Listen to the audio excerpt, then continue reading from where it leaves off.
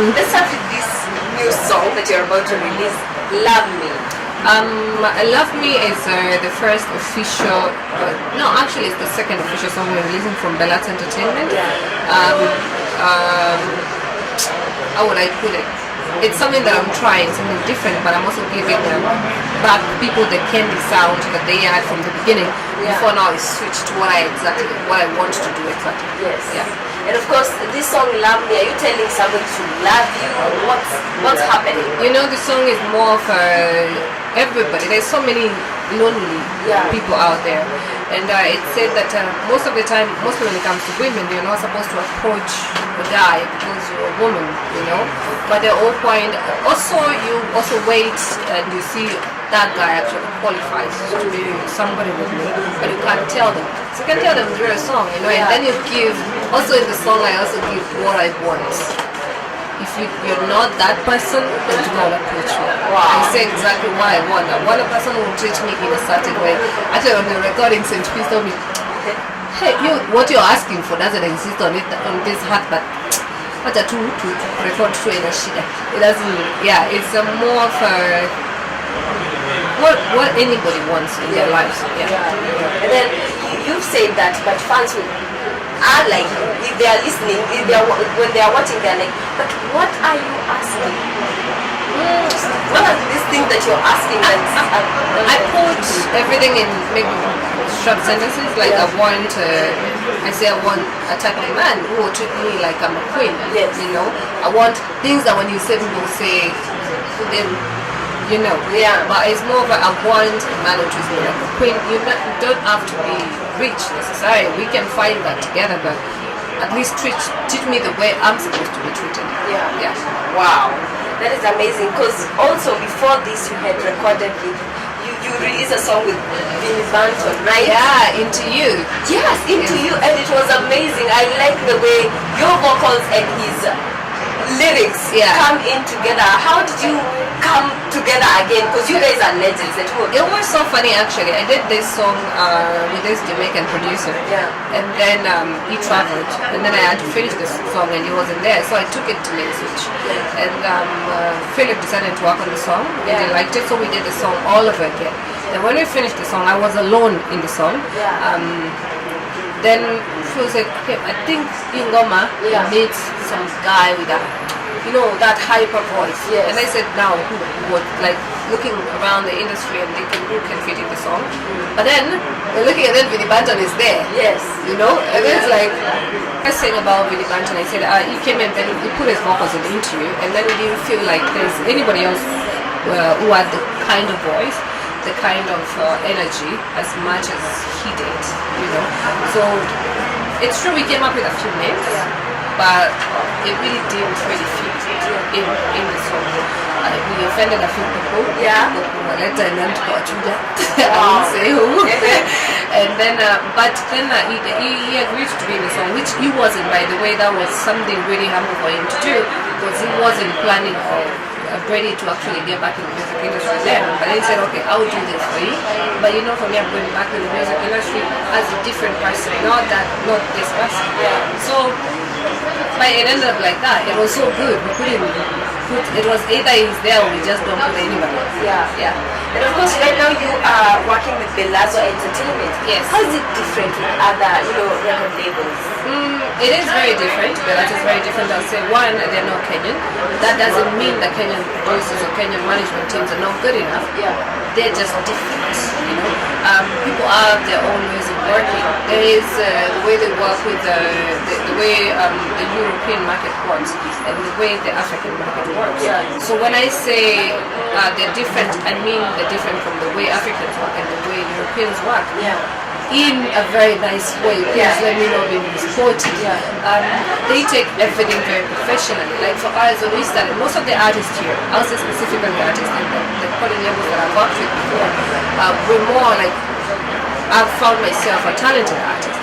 Let me just take out the studio and let her just record the song and then put it out there in the market and see how it works. You know, sometimes you end up doing videos that are not good enough. Music we have good music. Sometimes we do videos, even myself, I've done videos that are not really good because we rush them to be done, you know, or we don't have the finances at the time, but we just do it anyway because it's a good song. It needs to be out in the market. But one thing we forgot is more of us here now. One thing we forget is even if you have, it's a good song. You've recorded it. It's in the studio. It's not heard by anybody yet. Even if it stays in the studio for the next 7 months, 1 year, until you find the right finance, the right way to release that song, the right people to do this, to release the song with, then it's still a new song. It doesn't make it old or make it out of market because nobody has heard it yet. So this is now the thing now with Galato, they wait until it's the right time. If it's not the right time, we keep our products to ourselves. Same thing, I'll say actually what they keep saying every day. They don't shoot from the hip and they don't jump because somebody says jump. They do it their way. You have to be patient with them.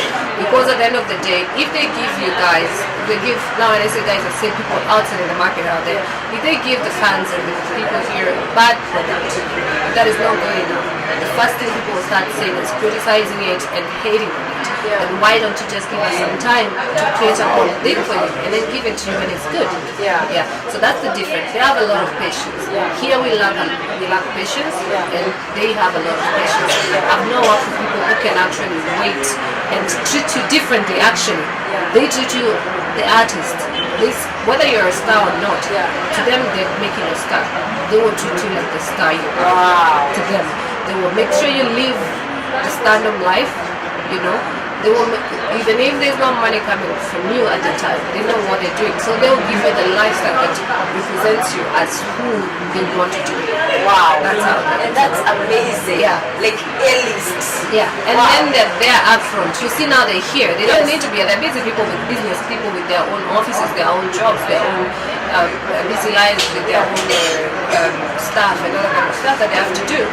But they drop everything to just come and see, make sure that I do the interview, that I'm here on time, and that everything is done properly. They commit 100%. And not just to me, but also people that we work with. Wow. And that's so amazing, Kendi. And of course, you have been in the industry for a very long time. About 15 years. Wow! I started at a very young age. That's a long time. I remember the first time I came to Nairobi, I ran away from school. And this girl, my desk mate, she used to, like her brother was working kind of with Caliph. And I used to like Caliph records a lot. But sikuwa nimekuja Nairobi, I was in Meru, I was that village girl, but in a boarding school. And so my parents didn't know that, didn't know what I was doing. So they just know I'm in school, you know. So I lied. We have science congress. I need to go to. We are being asked for about 2,500. I need that to pay, and then the girl connected me with the brother, and then I came to Nairobi alone. I took a bus. I think the bus was 300 then. So I took a bus. I came, and he was. By the way, I'm so stupid. Nowadays, when I think of it, I say, "What the hell was wrong with me?" You know, because I didn't know anybody. I've never been here again. This girl is just a desperate. I don't know the brother, and I had the mistake is my big brother gave me a phone, so I had a phone to communicate. Those ones with the area, you remember them? Yes. They're called Siemens or what? Yes, something like that, yes. So I had that, and then I came to Nairobi and I called him, and he was waiting for me, by the way. And he took me to their place. He was very nice to me. And remember his name was Mike, and by the way, I've never seen him since. That's the funny thing. He introduced me to but I never met him again after. So he took me to Caliph the next day because I got here late, and Clemo looked at me and one, I'm in school uniform, start there. Yes. Two, I was very tiny. When I was in high school, I was really, really tiny. And I was like from 2, from 3. So I was like, then he just walked past, and then I was, what is this kid doing here?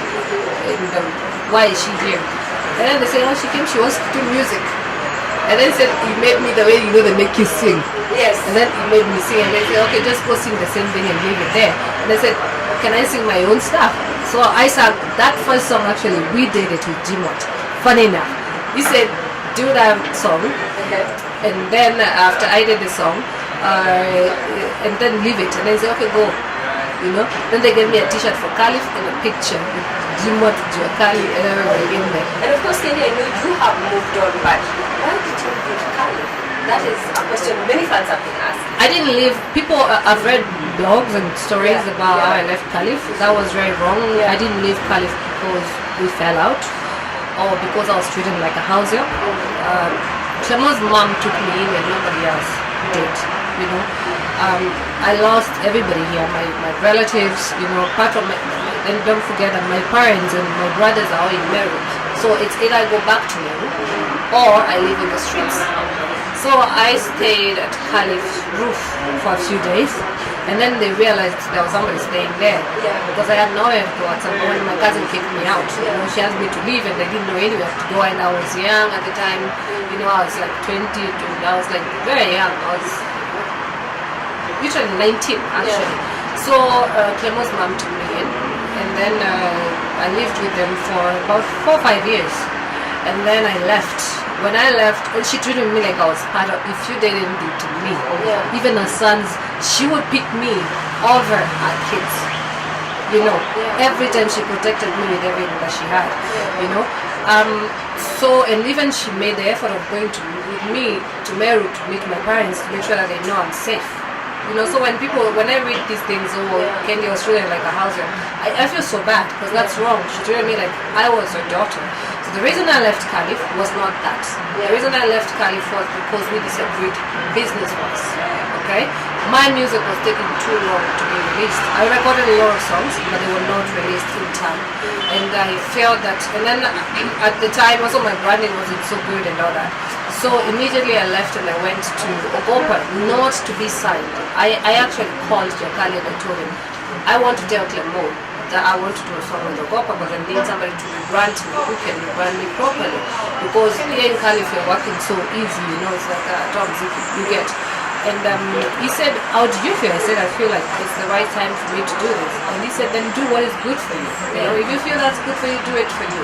We will deal with this after, So I went and I was rebranded at Ogopa. I wasn't rebranded by anybody. I rebranded myself. So I did Fresh. I dressed myself. The only thing that was done for me is makeup. Everything else I did for myself. And the cars. That video cost me every penny I had at that time. It cost me everything. And it wasn't cheap working with Ogopa at that time. They were charging videos like 400k. So it cost me everything.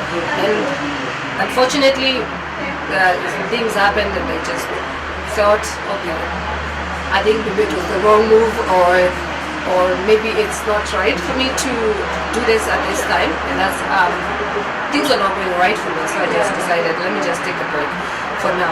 And I was planning to take a 1 year break, then it ended up being 5 years, 6. Yes. Yeah, it ended up being a long time, but I was still doing music behind the scenes. I was still helping people write. I started my own band. I bought my own equipment. I did corporate events for corporate companies during the end of the year parties and that kind of stuff. I employed people, so at least I was doing something like 7 guys for my band. And now they're doing their own things, So we started somewhere. So I didn't really quit music, I just quit the limelight. Yeah.